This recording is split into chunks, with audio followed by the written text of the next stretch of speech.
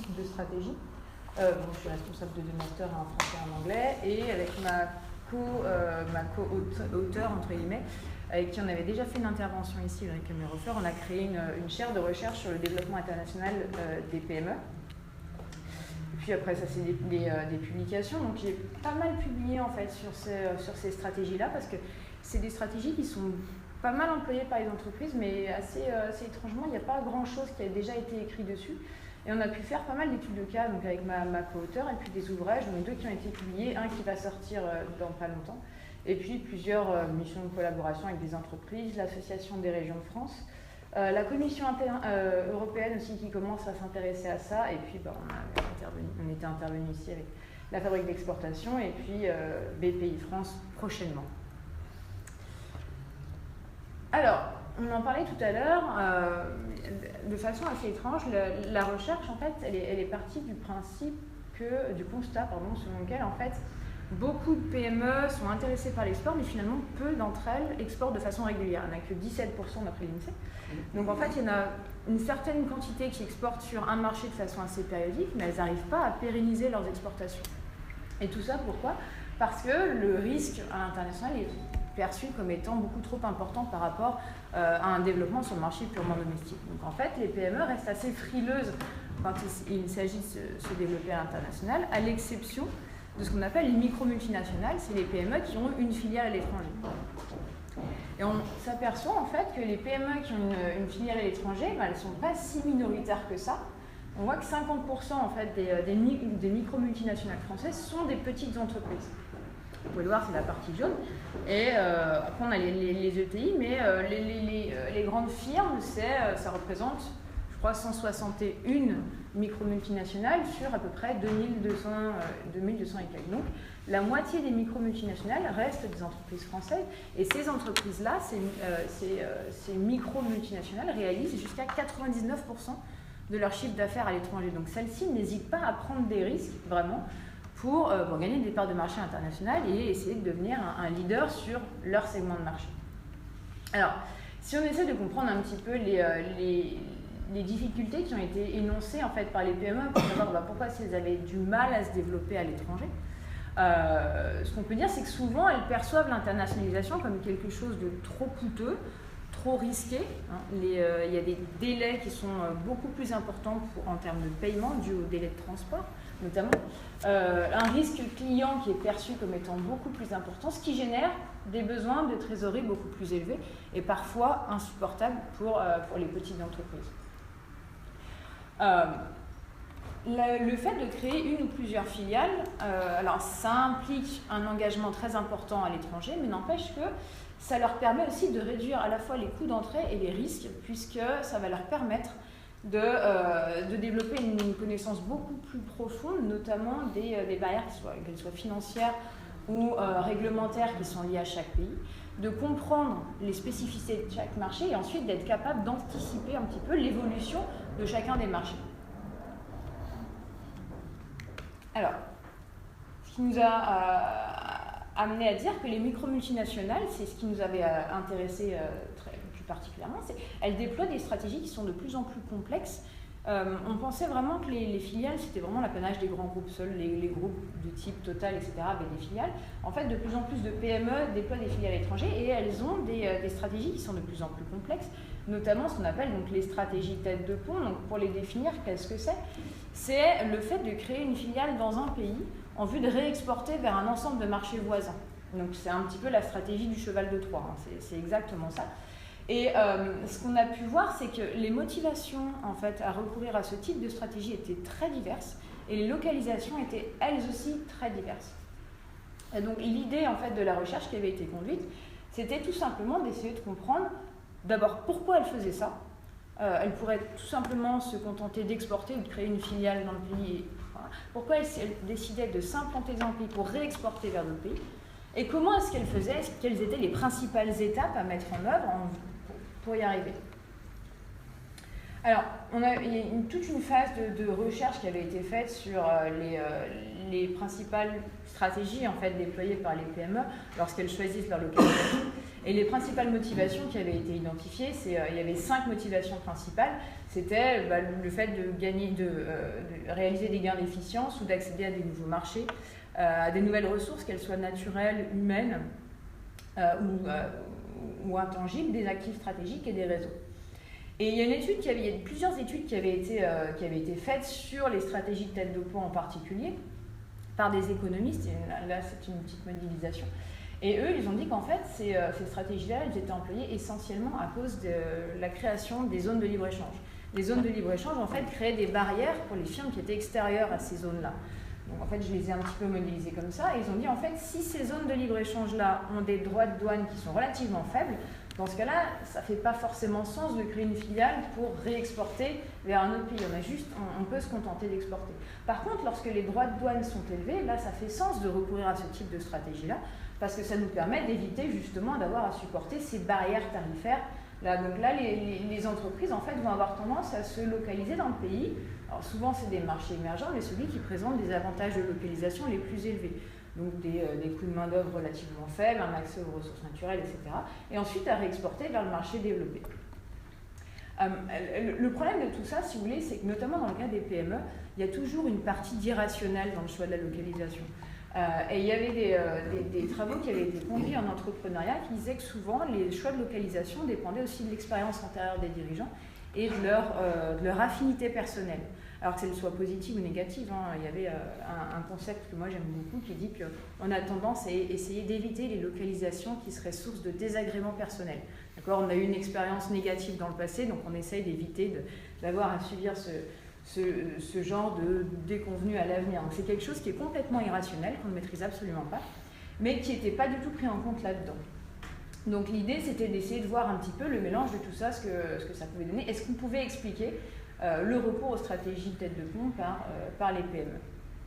Alors l'étude, elle a été conduite sur 5 entreprises manufacturières de la région Rhône-Alpes, qui étaient toutes à des niveaux d'engagement différents dans la stratégie tête de pont.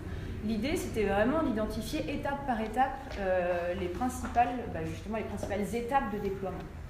Donc, on avait 5 entreprises qui étaient toutes des PME manufacturières indépendantes. Alors, on peut voir que certaines étaient managériales, donc avec quelques actionnaires à l'intérieur, et d'autres étaient purement familiales. Alors, elles étaient toutes... Certaines sont relativement récentes, d'autres étaient beaucoup plus traditionnelles. Et ce qui était intéressant de voir aussi, c'était que certaines avaient des filets tête de pont dans des pays développés, d'autres dans des pays émergents. Et elles réexportaient vers des pays émergents ou développés. Donc, comme si on prend le cas du groupe ABC, par exemple, ils avaient créé une filiale aux États-Unis pour réexporter en Amérique latine, en Amérique du Sud et au Canada. Donc, un marché développé pour réexporter vers des marchés émergents. Et d'autres avaient, sinon on avait mature, ou émergents vers des pays plus matures. Donc il y avait vraiment quelque chose de très éclectique. On avait du mal à comprendre un petit peu pourquoi elles avaient recours à ce type d'approche. Au niveau des motivations, alors ça c'était la première phase de la recherche, on a identifié des motivations qui étaient communes à toutes les entreprises. 3 grandes motivations qui étaient communes aux entreprises. La première, c'était vraiment le besoin d'accélérer le développement international. Alors, je vous ai mis une citation, c'était le directeur de Mixel. Donc Mixel fait des agitateurs industriels. Et il disait, voilà, une société comme nous aujourd'hui, on a une taille qui est beaucoup trop petite pour s'adresser directement à l'Australie et au Moyen-Orient. Et il y a toute une zone qu'on peut maintenant, à laquelle maintenant on peut accéder grâce à cette filiale-là, alors qu'avant on ne pouvait pas le faire. Donc là, c'était vraiment un problème de taille de l'entreprise, aussi le fait qu'ils ont anticipé le développement de la Chine en se disant on va s'implanter là, on va produire ici pour devenir un acteur de référence parce qu'on sait qu'il va y avoir bientôt des fournisseurs chinois capables de faire ça. Le deuxième, c'était le développement et la consolidation des réseaux. On en parlait justement, le fait de j'ai un client qui me donne un client, qui me donne un client, etc. Là, l'idée, c'était d'essayer de créer des filiales dans des endroits un petit peu stratégiques en se disant on va se rapprocher de nos principaux clients parce qu'on sait que nos clients sont internationaux et que si on est présent près d'eux et qu'on arrive à développer des relations très fortes avec eux, ils vont nous donner accès à d'autres opportunités dans d'autres marchés. Donc là, c'était Embaliso. Alors eux, ils font de l'emballage isotherme pour le pharmaceutique. Et ils disaient, voilà, notre développement, c'est vraiment une affaire de contact et l'internationalisation de nos dossiers et de nos clients. Donc ils ont une filiale à Singapour et on a été acheté par Fisher, on va voir Fisher en Corée et on va voir Fisher au Japon, etc. etc. Et donc ils ont réussi, grâce à cette implantation à Singapour, à consolider les relations avec leurs principaux clients et ensuite à accéder à d'autres opportunités dans la zone asiatique. Et le troisième, c'était la réduction de la distance. Donc des fois, c'était des entreprises souvent qui ont du matériel qui est lourd, volumineux, ou alors ils ont besoin d'être disponibles 24 heures sur 24 pour leurs clients. Et donc ça leur permet d'être disponibles en fait à tous les endroits du globe de façon assez rapide. Ça, c'était pour les motivations qu'on a identifiées pour toutes les entreprises. Et après, on a identifié des motivations qui étaient assez spécifiques à certains éléments. Donc, au niveau du type de filiale, on avait à la fois des filiales qui étaient des filiales commerciales pures et d'autres qui étaient des filiales de production. Et on s'est rendu compte que quand l'entreprise crée une filiale tête de pont de nature commerciale, l'objectif, c'est vraiment d'apprendre du marché et d'essayer d'internationaliser la culture d'entreprise qui reste beaucoup trop franco-française ou lyonno-lyonnaise. Et le dirigeant avait anticipé de potentiels problèmes à l'avenir si l'entreprise n'arrivait pas à internationaliser sa culture. Donc là, c'était un petit peu la thérapie de choc. Et au niveau des filiales de production, l'objectif, c'est vraiment d'essayer de réaliser des économies d'échelle en répartissant de façon plus efficace la production entre plusieurs sites et de diminuer les risques en cas de problème sur la chaîne de production dans un des différents endroits. Ensuite, on avait des différences au niveau du degré d'internationalisation de l'entreprise. Alors, il y a les entreprises qu'on a appelées traditionnelles, qui sont restées concentrées sur leur marché d'origine pendant très très longtemps et qui, elles, ont recours à ce type de stratégie vraiment de façon défensive parce qu'il fallait protéger leur marché domestique, mais elles n'avaient pas forcément envie d'y aller à la base. Mais voilà, les concurrents arrivent, il faut se développer, donc on y va. C'était vraiment pour protéger leur marché domestique à la base. Les entreprises qu'on a appelées plurimarchés, alors elles, c'est celles qui sont présentes sur un très grand nombre de marchés. Là, l'objectif, c'était vraiment d'essayer de réduire leur exposition au risque. Pour elles, le fait de s'internationaliser par le biais de l'export, c'était trop risqué, ou alors le fait d'avoir une filiale et de se développer uniquement dans un pays, c'était trop risqué. Donc l'idée, c'est d'essayer, voilà, je crée une filiale, j'exporte un petit peu tout autour, et ça me permet d'amortir un petit peu les risques. On en avait une aussi qui s'est implantée en Tunisie. Et l'objectif de la Tunisie, c'était de servir de porte d'accès vers le Moyen-Orient. Alors le problème, c'est que c'était l'entreprise qui s'est retirée. La Tunisie, en fait, au moment où ils ont créé la filiale, il y a eu le printemps arabe. Donc malheureusement, ça n'a pas pu aboutir, mais l'objectif, c'était vraiment ça. C'était de se dire la zone du Moyen-Orient, les pays qui les intéressaient étaient un petit peu instables. Et en s'implantant en Tunisie, qui était le pays le plus stable et culturellement le plus proche de la France, ça leur permettait de prendre pied sur ces marchés-là en attendant une certaine stabilisation du marché. Et le jour où ces marchés auraient été stabilisés, ils étaient déjà présents. Donc ça aurait été tout bénéfice pour eux. Et le troisième type d'entreprise, c'était les entreprises qu'on a appelées fortement internationalisées. Donc c'est celles qui réalisaient la plupart de leur chiffre d'affaires à l'étranger, mais dans un nombre très limité de pays. Et là, le problème, c'est qu'elles voulaient vraiment essayer de contourner les barrières à l'entrée qu'elles rencontraient, notamment pour entrer dans d'autres zones de libre-échange et d'exploiter les accords multilatéraux. Donc on parlait de l'Amérique latine. Il y a une entreprise qui s'appelle Hydrola qui a décidé de créer une filiale au Mexique. Pourquoi au Mexique? Parce que, alors l'idée est venue d'un stagiaire qui faisait un stage pendant 6 mois, la filiale a été créée en 6 mois. Donc ils ont eu beaucoup de problèmes derrière parce qu'il y a beaucoup de difficultés qu'ils n'avaient pas anticipées. Mais l'idée de base, c'était de se dire, voilà, le Mexique, ça appartient à la fois à l'ALENA et au Mercosur. Donc en investissant au Mexique, je peux accéder à tout un continent, enfin 2 continents, en même temps, tout en réduisant les droits de douane. Donc pour eux, c'était la localisation optimale pour essayer de rentrer en Amérique du Nord et en Amérique du Sud. Donc vraiment essayer d'exploiter ces accords-là. Autre motivation, c'était l'expérience antérieure. Certaines ont recours à ce type de stratégie parce qu'elles ont eu un échec auparavant dans le pays cible et elles se sont dit on veut quand même rester dans ce pays-là, ou alors il y a eu un problème dans le pays, on veut rester quand même présent dans ce pays-là, donc on va s'implanter à côté dans un pays qui est beaucoup plus stable et réexporter en attendant une stabilisation du pays. Et puis des différences en termes de degré d'engagement, les PME qui étaient déjà très expérimentées dans ce type de stratégie-là, et celles qui commençaient à peine et qui elles, cherchaient vraiment plutôt à essayer de... Voilà, j'ai créé une filiale, je veux essayer de limiter mon exposition au risque, et celles qui étaient beaucoup plus avancées, qui là voulaient consolider plus les relations avec les réseaux.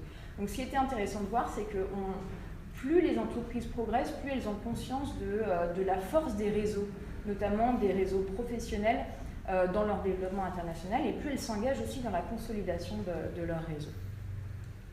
Donc ça, c'était pour les motivations. Donc une fois qu'on avait compris ça, on a essayé d'identifier étape par étape quelles étaient les principales mesures qui avaient été mises en œuvre pour déployer ce type d'approche. Et en fait, on a identifié 5 étapes.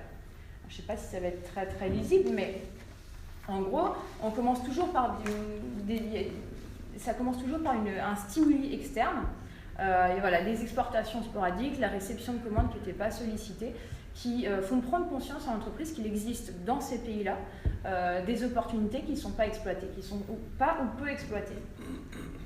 Donc une fois que cette première phase est arrivée, ça nous mène à la deuxième phase qui est l'étude des marchés cibles, qui est composée de 2 sous-phases, on va dire. Une première phase de collecte d'informations, et c'est là où les réseaux institutionnels sont très importants.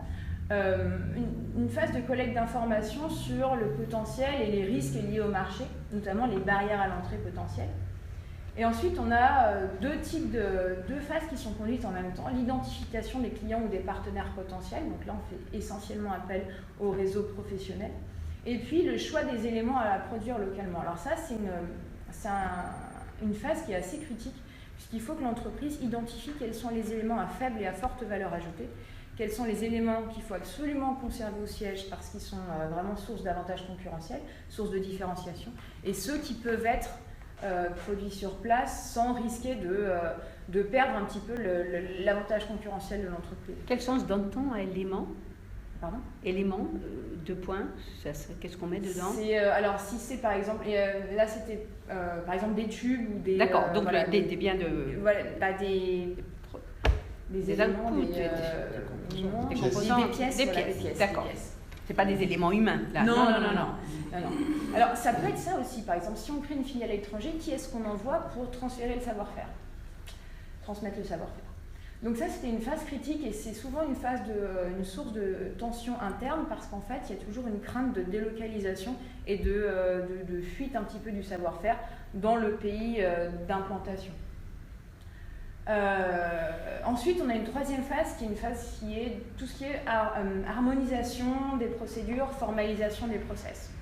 Là, pareil, 2 éléments. Une première phase qui est l'investissement et l'harmonisation des systèmes d'information.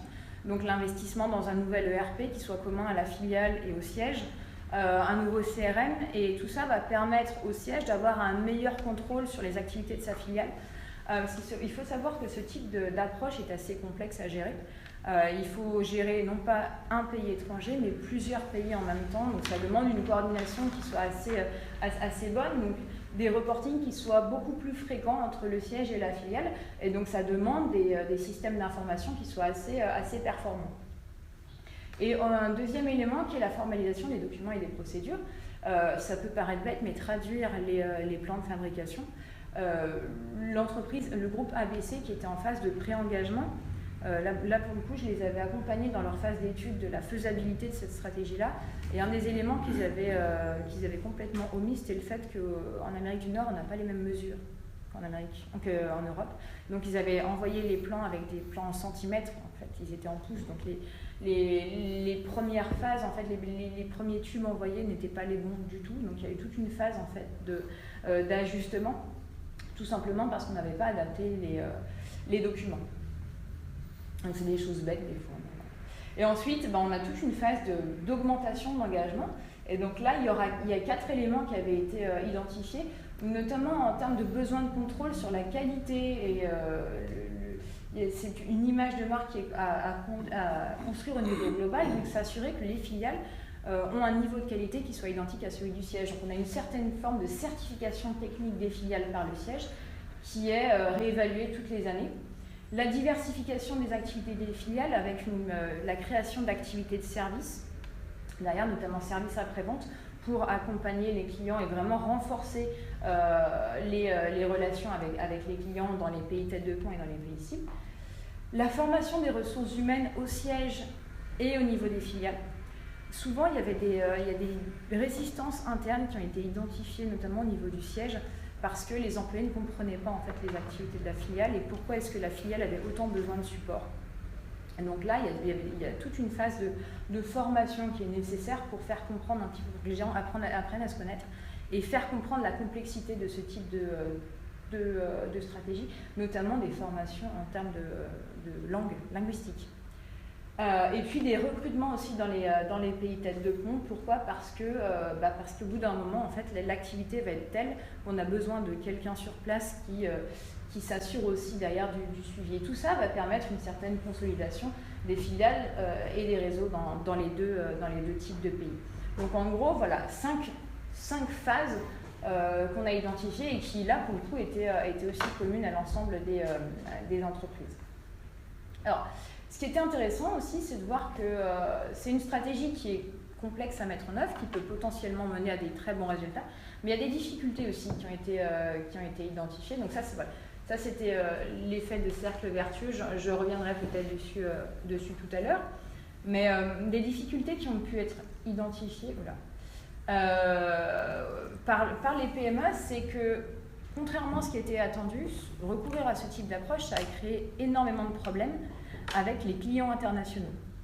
Pourquoi ? Parce que certaines entreprises avaient des filiales dans des pays émergents et elles produisaient à peu près le même type de produit, mais le produit était vendu à un prix beaucoup moins élevé.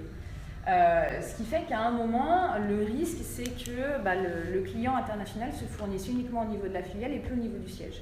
Donc on aura un transfert d'activité qui va être difficile à gérer au niveau du siège. Donc là, c'était le cas de l'entreprise SLAT. Donc SLAT fait des alimentations électriques secourues et de la sonorisation de sécurité. Donc en gros, c'est tout ce qui permet aux portes coupe-feu de rester ouvertes quand il y a c'est une bobine en fait.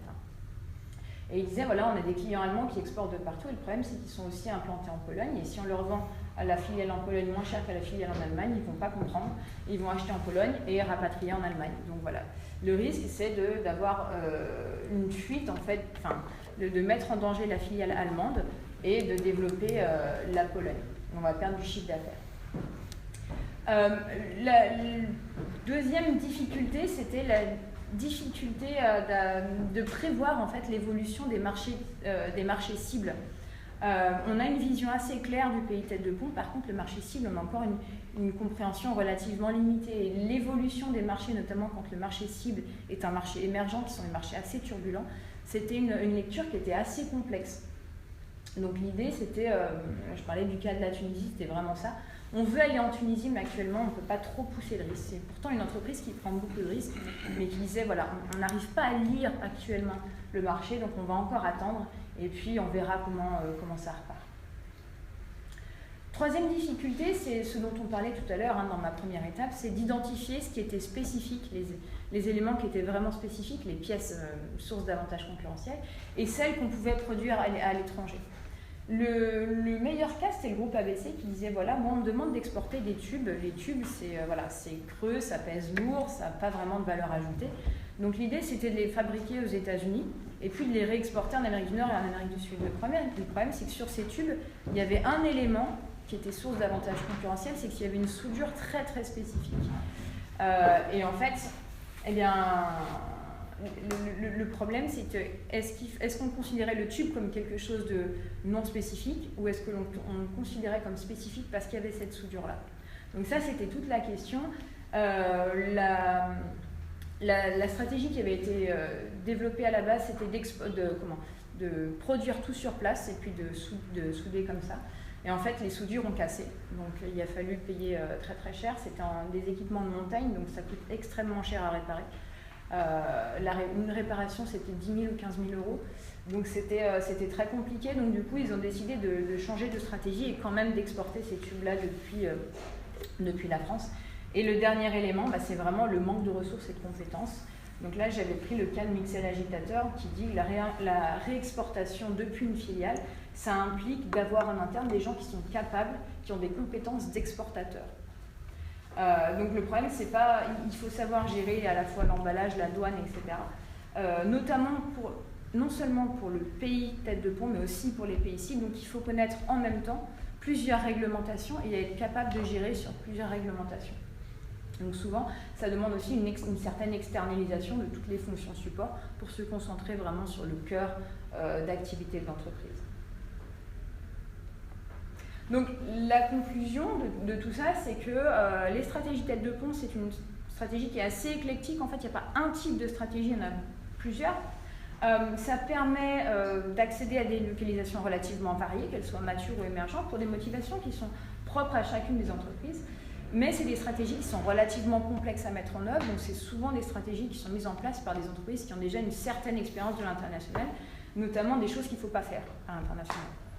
Ce n'est pas quelque chose qu'on recommanderait à une entreprise qui serait novice, ou en tout cas pas forcément dans le manufacturier. Ça permet aux entreprises qui sont déjà bien expérimentées d'accélérer leur développement international, tout en limitant l'engagement de ressources. Et le point qui est important de souligner, c'est que les réseaux, c'est à la fois des moteurs, mais ça peut être aussi des freins lorsqu'on décide de recourir à ce type de stratégie. Voilà.